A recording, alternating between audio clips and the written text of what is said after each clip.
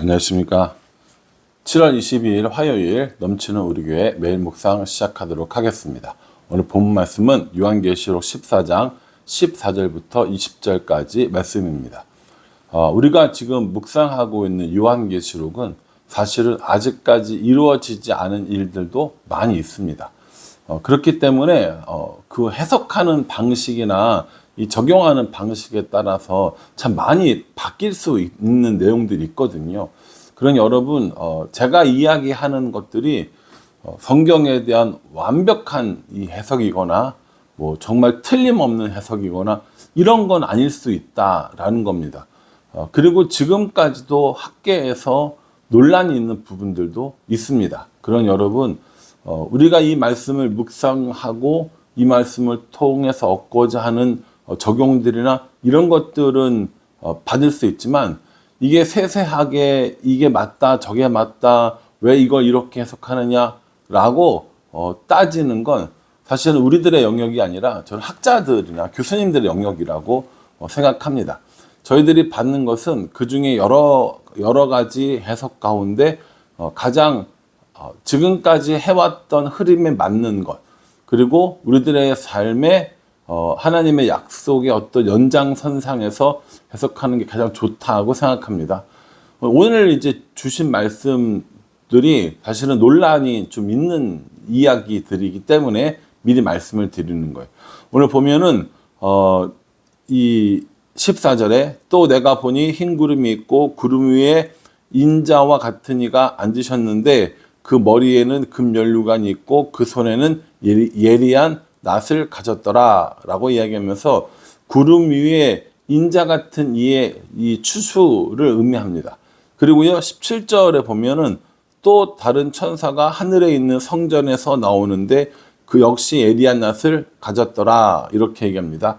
이거를 또 다른 천사의 추수라고 이야기한단 말이에요.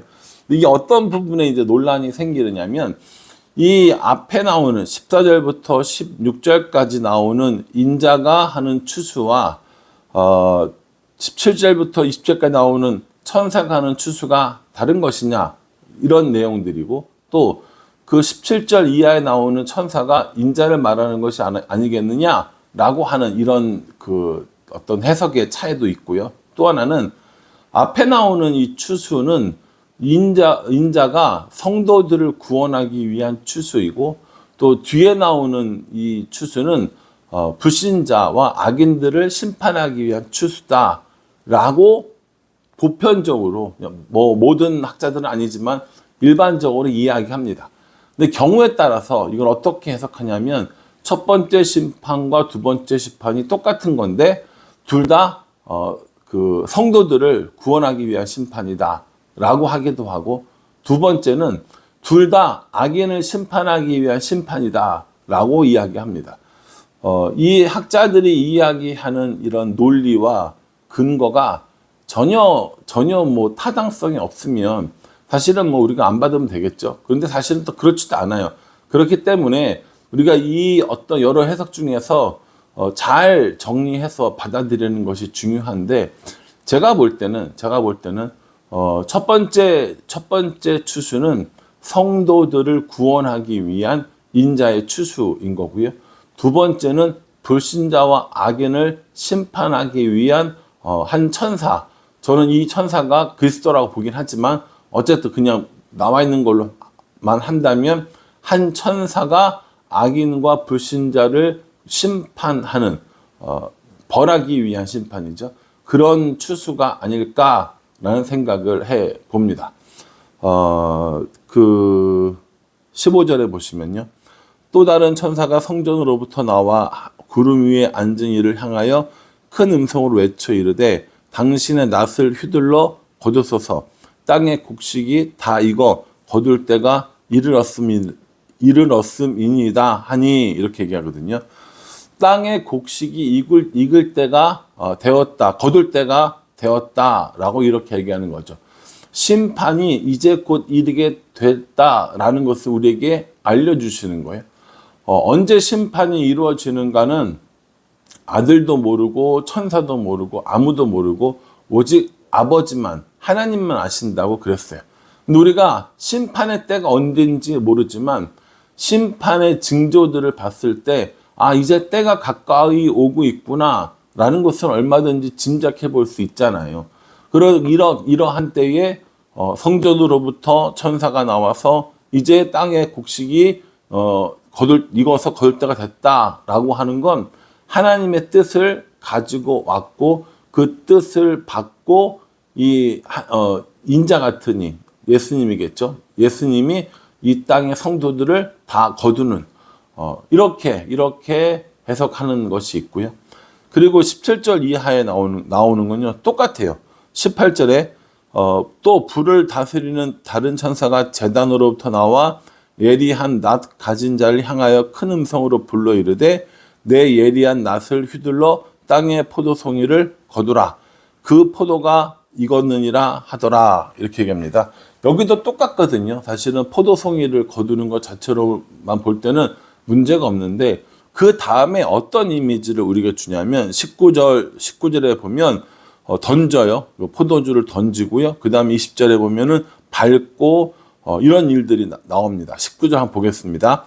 천사가 낫을 땅에 휘둘러 땅의 포도를 거두어 하나님의 진노의 큰 포도주 틀에 던지매 성 밖에서 그 틀이 밟히니 그 틀에서 피가 나서 말 굴레까지 닿았고 1600 스타디온에 퍼졌더라. 이렇게 얘기합니다. 이게 어떻게 된다는 거예요?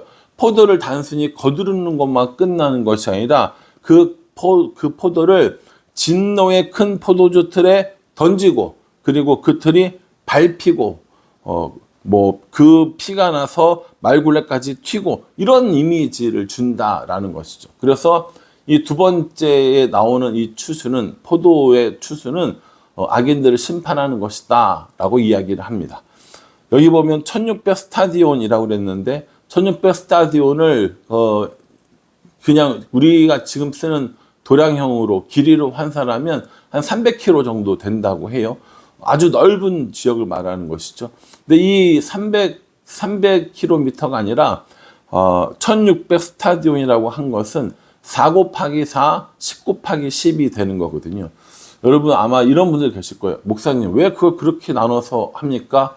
라고 이야기하신다면 우리는 1600 하면은 1600인가 보다 라고 하지만 이스라엘 사람들은요 이 1600을 이렇게 나누는 게 매우 익숙한 일이라는 거예요. 그러니까 우리의 문화, 우리의 시선이 아니라 이 편지를 받는 기본적으로 1세기의 그리스도인들이 이 1600이라는 이 숫자를 보고 뭘 생각했을까라고 보면 4 곱하기 4, 10 곱하기 10이라는 거죠. 4 곱하기 4는 뭐냐? 4 곱하기 4에서 4는 뭐냐면 땅 전체를 말하는 겁니다. 이렇게 땅이 네모나게 생겼잖아요. 이 네 점, 하나, 둘, 셋, 넷. 이 땅 전체 네모난 것을 의미한다라는 것이죠. 그래서 그걸 두 번 이야기하면서 4 곱하기 4가 되고요. 또 100과 100은 완벽한 숫자라고 그랬잖아요. 그래서 100 곱하기 100 해서 총 10 곱하기 10 해서 뭐가 됩니까? 1600 스타디온이 된다. 이 말은 곧 온 땅을 의미한다 라고 보시면 되는 겁니다. 온 땅을 의미하는 이 넓은 지역에 그 피가 다 나서 말굴레까지 닿고 1600 스타디온에 다 퍼지는 일이 있었다라는 것이죠.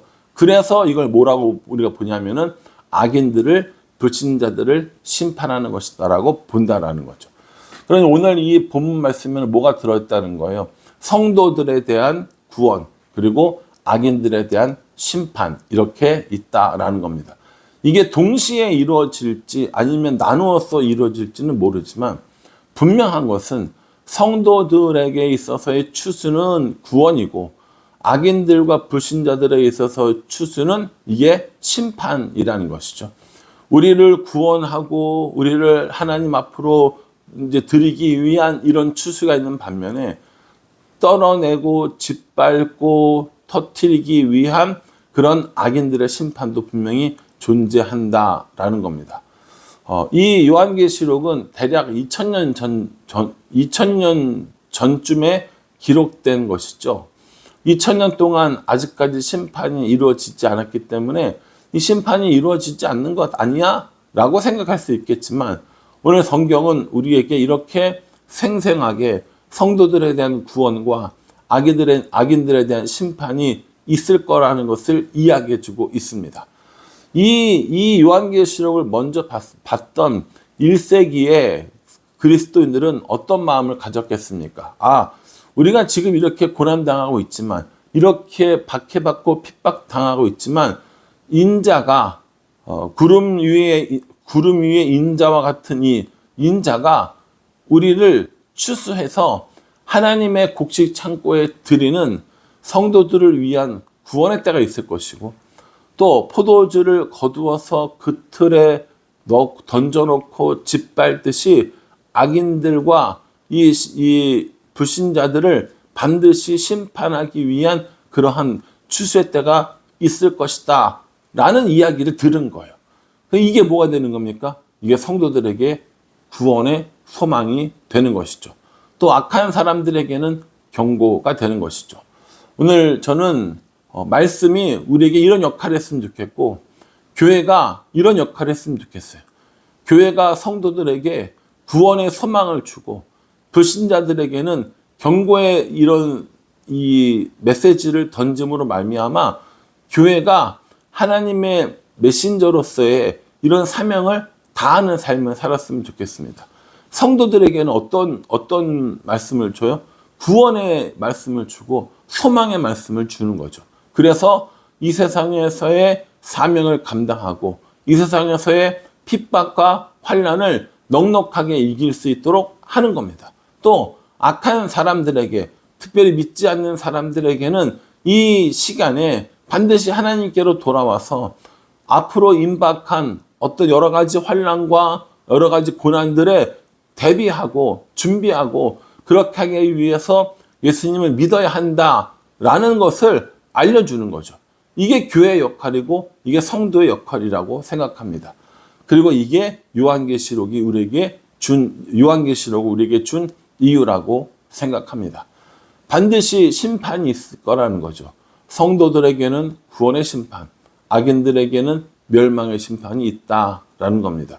그렇기 때문에 우리가 복음을 전해야 되고, 그렇기 때문에 교회가 복음을 전해야 되고, 그 사명을 우리에게 주셨다라는 사실을 기억해야 한다는 겁니다. 2000년이나 지났는데 아직 이루어지지 않았으니 앞으로도 이루어지지 않는 거 아니야? 라고 생각하신다면 그건 정말 큰 오산입니다. 언제라도 우리 앞에 이 심판의 이 경고가, 이 심판의 시간이 올지 모른다는 거죠. 그러니 성도들은 구원을 소망하며 악인들은 이 경고의 이야기를 듣고 다시 돌아오기를 바라는 것. 그것이 요한계시록의 메시지, 성도들의 사명, 교회의 사명이라는 겁니다. 오늘 이 말씀을 묵상하면서 우리들의 사명을 다시 한번 깨닫고 우리들의 소망이 무엇인지 다시 한번 생각함으로 말미암아 우리가 누리는 이 구원의 소망을 감사하고 악인들이, 불신자들이 받아야 할 이 멸망의 심판을 속히 전하여 그들도 돌아오게 하는 이런 일들이 있었으면 좋겠습니다. 우리 주위에 이 복음의 이야기를 들어야 할 사람들은 누굽니까? 우리가 그들을 위해 기도하고 그들에게도 복음을 전하면서 그 사람들이 심판에 이르지 아니하고 구원에 이르는 날이 속히 오게 해달라고 함께 기도하는 우리 모두가 되기를 주님의 이름으로 축복합니다. 기도하겠습니다. 하나님, 성도들에게는 구원이, 또 불신자들에게, 악인들에게는 심판이 있음을 경고하고 있습니다. 한 귀로 듣고 한 귀로 흘리는 것이 아니라 우리도 구원의 소망을 가지며 악인들에게 심판의 경고를 보내는 그런 하나님의 사람들로 살 수 있도록 도와주시옵소서. 성도들이, 우리 모두가 이 사명을 감당하고 우리 교회가 이 사명을 감당할 수 있도록 인도하여 주시옵소서. 예수님의 이름으로 기도합니다. 아멘. 우리에게 이 추수는 구원의 소망입니다. 악인들에게 추수는 심판의 상징이 되는 겁니다. 그러니 구원의 소망을 즐거워하고 믿지 않는 사람들, 불신자들에게 이 심판의 경고를 보내는 우리 모두가 되기를 간절한 마음으로 기도하겠습니다. 감사합니다.